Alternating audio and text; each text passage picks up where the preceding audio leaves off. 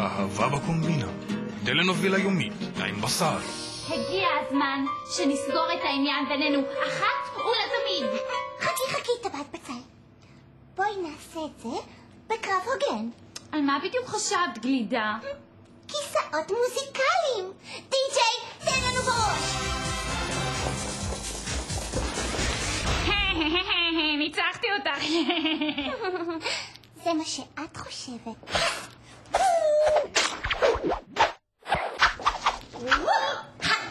תפסתי אותך. עכשיו את נשארת פה עד שאני הולכת לקרוא לצ'יקן. שוקופאי, למה לא סיפרת לי שאת בהיריון? כי לא הייתי בטוחה עד היום. הילד הזה שאני נושאת בתוכי הוא שלך, רנץ'. סוף סוף יהיה לי נכד. ואולי בקרוב גם בעל. אתם לא תאמינו, טבעת בצל ניסתה לשנות את התפריט של הבורגראנץ' ולהפוך אותה ואת זיגזג למנות העיקריות. אבל זה זיגזג גרם לי לעשות את זה. זה נכון, אני מודה, נמאס לי להיות תמיד התוספת. אבל אתה הכי טעים בתור התוספת. באמת? וגם את, טבעת בצל.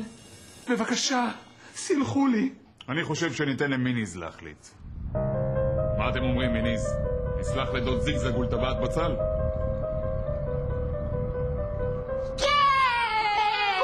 תודה לכם, ואני מבטיח מהיום להיות תמיד ישר.